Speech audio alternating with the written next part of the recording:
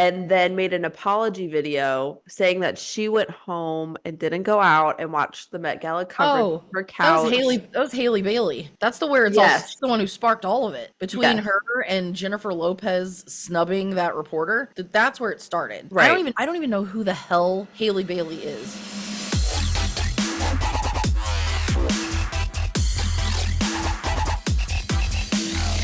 Welcome to Fuck Your Podcast. Hello, welcome to another episode of Fuck Your Podcast. I'm Emma Pardo. And I'm Katy Martin. And today, sorry Katy, that's your line. Today we're just having coffee talk. It's an early podcast for us. Coffee ASMR. Mm-hmm. We normally record in like the afternoon. Right. Today we decided. So we got told by our producer that he needed the recording by today. Which we respect that, Mo. Thank you. Right. Thank you. We totally respect that. So Katy and I were talking before this, trying to figure out what topic to talk about today. And there's a lot going on right now. Mm-hmm. A lot going on right now. What was the main thing you wanted to talk about? Well, I wanted to discuss the Met Gala and like the huge yeah. What do you think boycott of that? Is boycott the right word? What does boycott mean? Well, block, but I think it's kind of like block and not support. But the Met Gala. So I didn't even know what the Met Gala was until I looked it up this year because I just like I didn't care. Like I knew people went to it. I never sat and watched it. I see it on social media, but I don't like. I had no idea it was that expensive. I mean, I knew $5,000 for one ticket to the Met Gala, and it's $300,000 for a table. We kept referring to it as celebrity prom. Like we never. It's like the Hunger Games. People are like relating it to the Hunger Games. So, like look at all the weird outfits. Oh, like yeah. The theme that has to go along with it. Flashing the wealth. Right. So I think it's kind of funny the blocking of all of the celebrities, and it's like we should block the celebrities. I'm like, what if you never followed them? Like I don't think I follow a whole lot of celebrities. Maybe on Instagram, but not TikTok. No, I don't even on Instagram. I think literally the only celebrity that I follow, like I follow bands if I like their music, but there's a difference. I don't know. The whole celebrity has become something different than just being a famous person. So I like movies, I like music, I like art. So I would support, or I don't even follow. Like there's so many musicians I don't even follow that I actually legitimately listen to their music. But I do it to buy their music. I do it to buy their or to watch their movies. But I'm not sitting like there's a different level if you're following them to emulate their makeup style and how they dress. And I get that it influences other areas of, I don't even like fashion or whatnot. I don't know. I never cared about that shit. Let's look it up. I just don't. So I think the whole influencer status thing is insane. And I'm down for blocking those people because literally people on social media or followers made them famous. And I'm over it. So let's look at this. In recent years, the price of attending the Met Gala has soared, with this year's ticket more than twice as expensive as the 2022 price. 2 years ago, entry cost was $30,000, but that was up to $50,000 for the 2023 event. And incredibly, CBS News reports that the tickets for the 2024 Met Gala cost $75,000. Inflation has even affected the Met Gala. Come on now. So the purpose of the Met Gala is to raise money to support the Costume Institute. Right. Inside, guests tour the exhibition, which opens to the public in the days following the gala, and have a seated dinner. Okay, so it seems like the intention was there, and the intention when this first started seemed like it was good. But now it's just, I mean, people are really scared because, let me look it up. The average income to afford a house, necessary salary to afford a house, is almost 6 figures. And so I was flabbergasted talking to my dad and him telling me what he built his house for was $2,000 more than the income needed to afford a house in 2024. Blows my mind. Yeah. So that's where the whole thing sparked on TikTok, is you have all, like, TikTok is a platform for everybody. Everybody has been able to share their stories. Like that's the thing, is like it's created a bigger community that I would say it's for sure less toxic than Facebook. But people are making money on the platform just sharing who they are, selling their products. You know, there's like a whole variety. It's a mix. So although the things that we know that are annoying about it, or the things that we love or things that we hate. It's there for entertainment. It's there for community. It's probably one of the more, I would say, real social platforms than any of the other ones. Like Instagram's all about perception. Facebook is all about promoting your business at this point. It's one of these genuine things where people can share real things that are happening, news, and the government hates it. But then you have these people who come in and flaunt this insane wealth, which some have earned, some have earned, some have been granted based on support. So it's like, if you don't like it and you don't like influencers, don't follow them anymore. Well, stop TikTokers that go and get invited to do press or interview at the Met Gala are getting slammed right now. Absolutely slammed. Like, but there's this one, what's her name? I'll have to find her. She was interviewing people on the carpet or whatever it is at the Met Gala. She then posted on some sort of platform, I don't know which one it was, I saw it the other day, that she was talking about the after party was so wild, but then realized the backlash she was facing for attending the Met Gala, and then made an apology video saying that she went home and didn't go out and watch the Met Gala coverage on her couch. That was Haley Bailey. That's the where it's all, she's the one who sparked all of it. Between her and Jennifer Lopez snubbing that reporter, that's where it started. Right. I don't even know who the hell Haley Bailey is. No clue. I've seen her before on TikTok, but I haven't, like, not her account specifically. I've seen people like share her content. Right. So she's the one who, again, posted something completely tone deaf when there are a lot of, working class American people who can't afford groceries, and she gets on there and says, "Let them eat cake," which is allegedly a quote. If you go back through history, it's not, it's kind of misconstrued, but the story behind that is Marie Antoinette, the famous queen of France, can't have your cake and eat it too. Yeah. And she's like, let them eat cake, because they were living this completely lavish lifestyle, completely ignoring the societal struggles that were going on in pre-revolutionary France at the time, which then got her beheaded. So, a chain of events got her beheaded. So anyway, that's where the whole thing sparked. And it's kind of like Kellogg's coming out with the price of groceries, and the CEO of Kellogg's is like, well, you can have cereal for dinner. Sure, because everybody wants just Frosted Flakes for dinner. And because that's what you can afford. I mean, right. Come on. Groceries are just so expensive for just Cole and I in general. Like, just two of us. Well, and then, we have crew, but it's just, I remember being a kid and probably in middle school, and my mom was like, "Oh my God, these groceries are $400." Like, and she was so mind blown. And I was trying to figure, I didn't figure out why until later, going, "Oh my God." Right. Let me look it up. I remember being able to take $20 to the grocery store, and this is showing my age. Like, if you had to go midweek to pick up some odds and ends just to get through until you got your paycheck, and I'm talking when I was in my 20s and had small kids, $20 could get you a handful of essentials. You could get a loaf of bread, a box of cereal, a gallon of milk, a carton of eggs. You could get 5-6 items for $20 just to get you through till the end of the week. Now you're paying $13 a pound for deli meat. You're paying $8 a carton for eggs. It's got to be impossible if you're making, 14 or 15 bucks an hour. It's just insane. Yeah, no, it definitely. Oh my gosh, the making of stamp in history. Stamps, first class postage in 1947 used to be 3 cents, and it's 39 cents now, which seems so little. Let's see. I'm trying to find a McDonald's hamburger in 1947. Oh, in 1955 it was 15 cents. In 2007 it was 89 cents. What is it now? So this is what 13 things cost in the 1980s versus today. And this article is written in 2020. So this is already 4 years ago. And so these prices aren't accurate. These prices are probably higher. All right. In 1985, a cell phone was the size of a brick. Concert tickets. Oh my God, concert tickets. I love seeing the video. And I think it was before I was even born. If it wasn't before, I was an infant. Kurt Cobain. Mind blown that tickets were going for $50. Right. What? That's ridiculous. That's a famous video. A Honda Accord in 1985 was $8,845. God. The average price of a concert ticket is $120. No. I remember when you could pay $35 and go to a festival.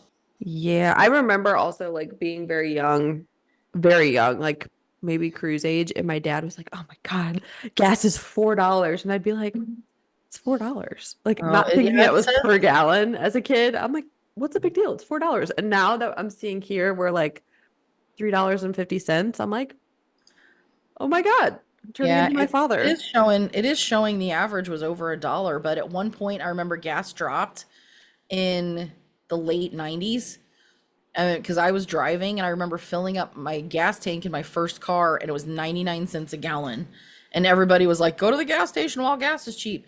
But it was still only over $1. But I remember in late 2010 when gas, for the first time ever, got up and over $4 a gallon, it was almost impossible for me to get to work.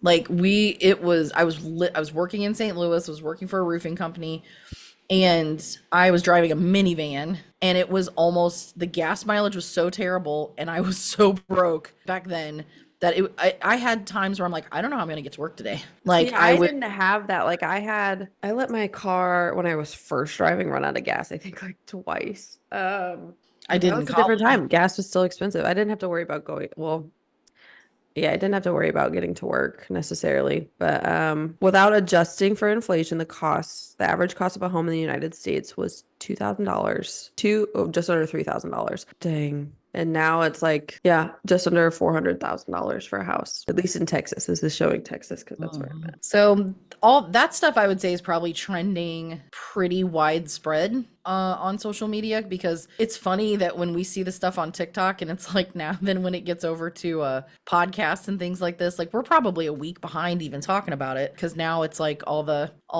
elder millennials and Gen X people are talking about it on Facebook.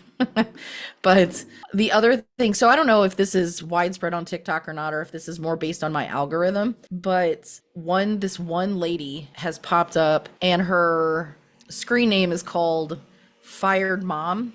Hmm. And she's advocating for what she's referring to as estranged parents, where their kids have decided to isolate from them, but in reality it's kids that are adults who've chosen to go no contact because of toxic parents that don't respect boundaries. So she's completely put herself out there as telling her story and creating a community of estranged parents or fired parents because of their, confused and ungrateful kids. But her content is coming off so condescending, and where most of the people that watch it go, hey lady, we kind of understand why your kids have gone no contact, and you talk about them as if they are the problem, that they Hmm. created the problem. But if you're a parent and you have more than one child, and this woman has 3 kids, who all 3 of them have gone no contact for the same reasons, you have to be, at You some are point, the problem. right, at what point do you go, you might be the problem, you're the common denominator. And the one thing that's, I don't know, like the one thing about this content is that, I mean, I at least can get it from, I try to understand coming from her perspective, but me having adult kids of my own, I would freak the fuck out if my kids were like, I'm just not going to talk to you anymore. Then I would be like, what did I do wrong? Right. Like Well, that's I, how I am. That's how I am with Crew. Like Crew's in a bad mood. I have to put in perspective that he's 6, and right, Cole kind of reminds me that like he's 6, don't take it personal. And I'm always like, some days he'll just be mad. And it's not necessarily at me, but I think like, oh my God, am I the problem? Am I doing something wrong? Do I need to yeah, like give him his space? Do I need to like, what do I need to do to make sure he's okay? Because I right, remember as a kid with separated parents, it's just kind of like you feel all the feels, right? And it's not right, necessarily one parent's fault or the other. It's just feeling the feels. right. So yeah, Crew's thing right now is he's super jealous of absolutely anything that's not giving him attention. Some days I'm like, okay, do we have to take Crew and do something special with him? Or is this just like, hey, you can get over it for a day, Yeah. Well, and a 6-year-old, like you said, they have no emotional control. And kids, this is like a total, like, this is a fact. They completely lack empathy until they're at least 7 years old. They Right. like their brains just haven't even developed. So literally until a kid is My older brain than just 7, fully developed.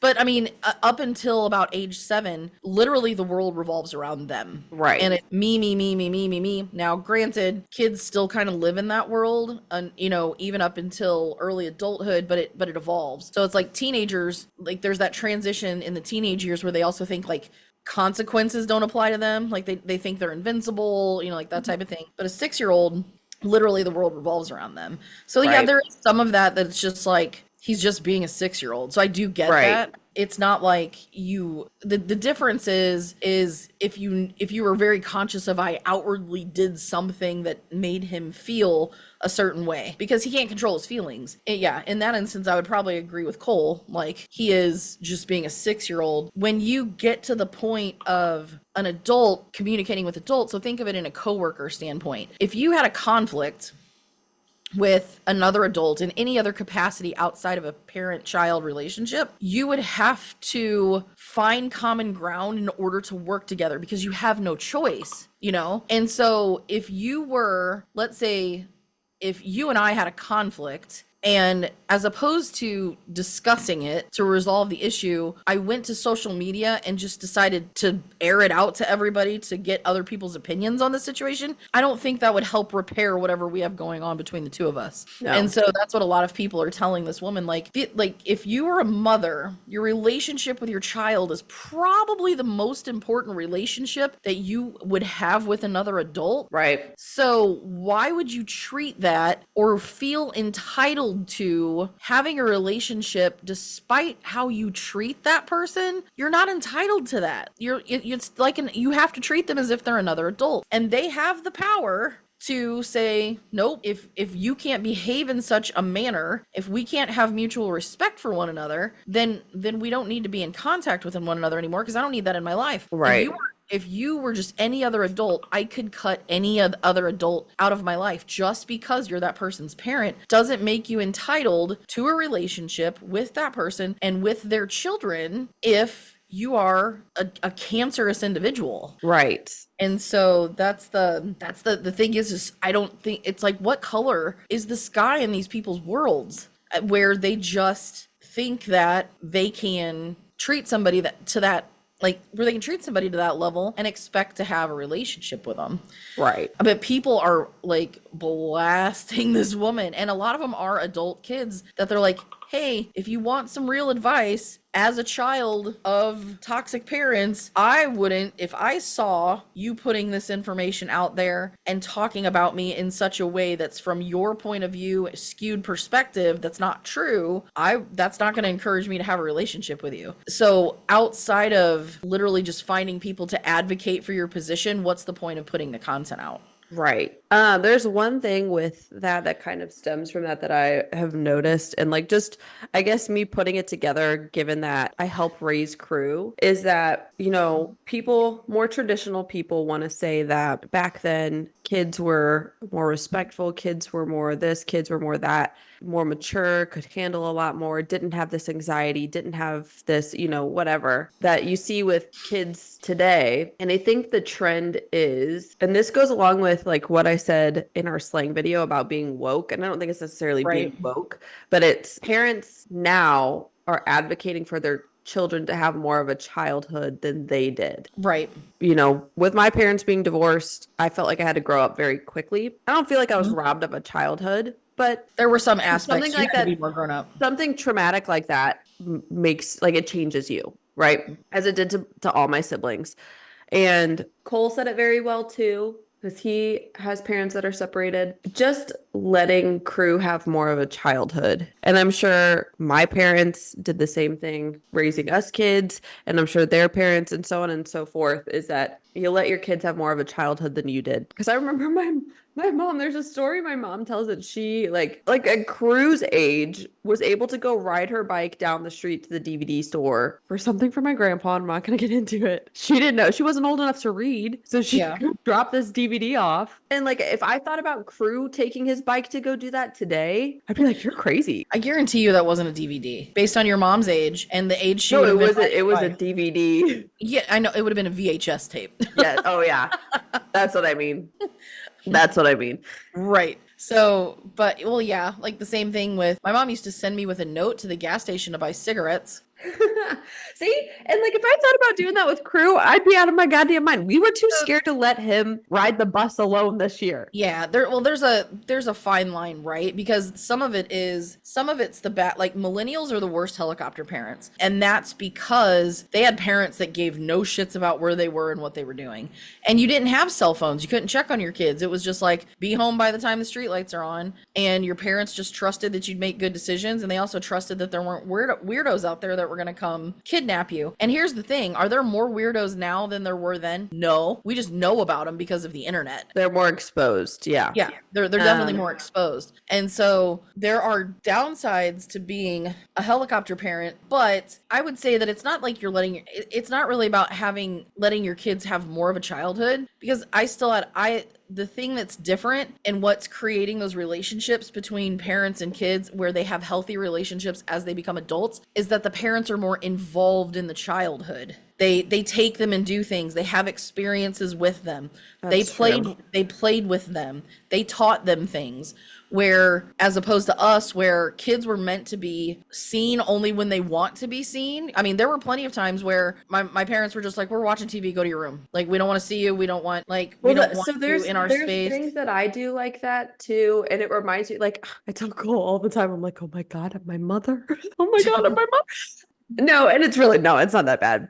Times, like 8 o'clock on a Sunday, 8 o'clock on a Sunday, you're in your room. Like, this is our one night, or like our 1 hour a week that we have a TV show we're gonna watch. So yeah, we had that, but we also took our kids to trips on a regular basis. We took our kids to Chuck E. Cheese. We took our kids to Six Flags.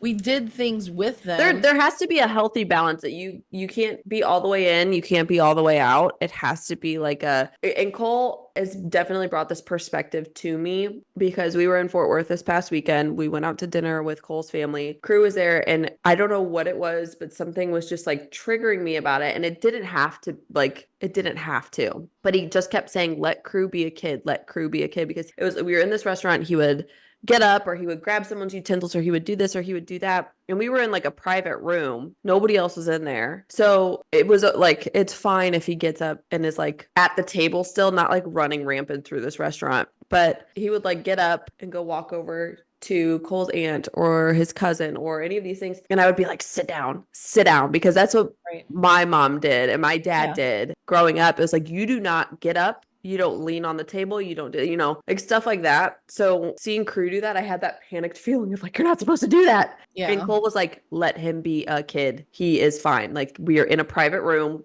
He's not in anybody's way. He's not running in front of the waiter. He's not doing any of that stuff.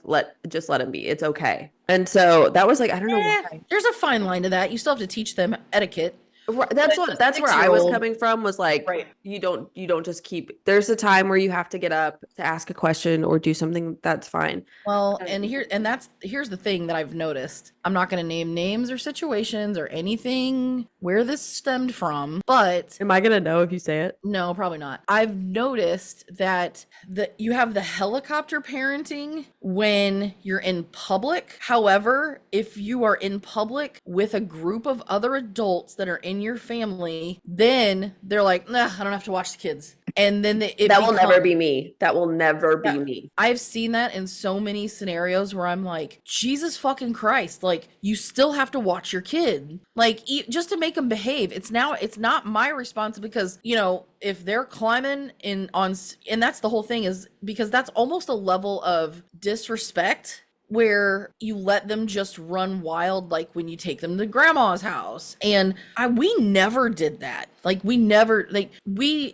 wanted to go to our grandparents' house, but we behaved, you didn't have that whole thing. I remember, I don't think my mom was ever, she wasn't, I don't want to say on us, because if we'd go to her parents' house, my grandparents, they lived in Montgomery City, and we got to run around there, but it was okayed from my grandma and grandpa. Like, it was never, like, there was a boundary set, but it was a very loose boundary. And it's because my grandparents wanted us to like just be able to have fun. And we weren't doing things that were like bad, like that needed correction. And that's the thing, is like, we took the dogs with us to Fort Worth. We stayed at Cole's mom's house, and I was a stressed mess the whole time because both the dogs were anxious. We were in Shooter used to live there, so he was much more chill, but Grizz, is just like a little maniac. He's just stressed out because he's in a new place. And he wasn't bad, but every little thing I was just like, oh my God, don't do this. Oh my God. Oh my God.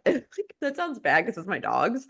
Mhm. But Crew was doing some things, and Cole was like, you forget that he like lived here for a little while, you Yeah. know? But So he there's feels just things that comfortable. I'm like, he's at that borderline age where it's like, okay, you know better, and Yeah. okay, you're 6. There's so many different ways to parent, and I get it. Like, sometimes you cannot control another human being. Like, Right. there's certain ages, it's like a baby on an airplane. You can't do it. Like, that poor baby has no idea what's going on. Its ears are popping. He has no space, especially if they're like a 1-year old. There's still some boundaries. So, like, the way that times change and the way that people parent differently, and I think maybe that's the hard part with some of these older grandparents, where they're like, well, that's just not how we did things. And Right. it's like, well, you have to be open-minded. This isn't how, like, your kid has a kid. How they choose to parent it, whether or not you like it, that's their kid. And Right. you're going to have to, if you want to be a part of their life, you're going to have to respect it, and trying to force the way that you were raised or force the way that you did things is not going to be productive. So I think that's a huge thing, that a lot of those parents, that they're like, I don't understand why my kids don't talk to me. I don't know. Right. Have you done any type of self-reflection whatsoever? And Right. that's because the way they were raised was, you just blindly respected your parents and you just did what they said, and they couldn't, and regardless of how you felt about it, that's just how it was. Right. And you can see that, how that permeates through the generations. My kids, they saw, and maybe it's because they saw how my parents behaved and how that affected me even as an adult. So that way they were like, well, shoot, I don't want that kind of relationship with my parents, and that kind of probably affected how they behaved as well. We went to I'm just going to say, an event. We went to an event. My kids were Gabrielle may have already been out of high school, or if she was in high school, she was like older high school. So my kids would have been the oldest kids there. And at this event, there were kids ranging in ages from baby all the way up to probably about age 7, 8. And they were running wild. And their parents were paying absolutely no attention to them. So several groups of parents and kids, where the kids were just running amok. This was at a private residence, and we stayed through the event. And then when we left, my kids were like, oh my God, like, these kids were running wild. They were tearing shit up. And the only adult that was even trying to parent the kids at the time was the person who owned the house, trying to keep the kids from tearing shit up. And all of the parents of the actual children completely turning a blind eye to the way the kids were behaving. And I get it. Like, there's a level of comfort, like, they had other kids to play with, but still, like, you can't, it's like taking your kid to a winery. Like, read the room. You can't sit and get sloshed and then expect other parents to parent your kid because, well, there's other adults here to watch him. It's still your fucking kid. Right. But anyway, I digress. We kind of went off on a tangent there, but that's one of those things that there's so many, like, It's totally such a trending fine on. line for so many different things, but there's also like just blatant. I will never be that parent that dumps my kid to just behave how you want. You're in front of other adults, somebody else will take care of it. It's like, no, Yeah. that's my responsibility. I would say you be very conscious of, if you decide to be a content creator on TikTok and you're going to go on there and air family dirty laundry, or you're going to try to give parenting advice, that you better read the room. Because I would say that woman is in the minority, and the only people who are advocating for her content are other people like her. Right, which is scary to see. Yeah. Like, and anybody, like, that's the thing, is that if I agree with something, I'm not going to openly advocate for it, even if it's good or bad. You saw we posted a TikTok, and I know we'll wrap up here shortly. We posted a TikTok clip of our first episode of season 2. Where we Yep. talked about slang, and we mentioned just the word woke and our interpretation of it. But it wasn't even that. We didn't even get into the opinion of it. We just said that was like Yeah. slang that was And trending. every conservative man came And for a oh jugular. my God, the comments blew up. And it was like, I was just here to watch the people fight. But here's the thing, I wasn't really encouraging the fight. The only thing I would comment was like, tune in on Friday. Like it would be like the nastiest comment. And I'd say, tune in on Friday. Like, Yeah. but also, you know, there were some really nasty ones that I deleted because I was like, oh, that's a little too much. But anyway. It's part of it. Part of it. All right. Well, if you'd like to hear a topic, ask a question, just say hi, you can reach us on Instagram at F__K your pod, or you can email me at Emma@99creatives or Katy at 99 Creatives. Don't forget to subscribe to our podcast. We release new episodes every Friday. If you want to see more business related content, follow us on TikTok. Right. Okay. And we'll see you next Friday. Adios. Okay, bye.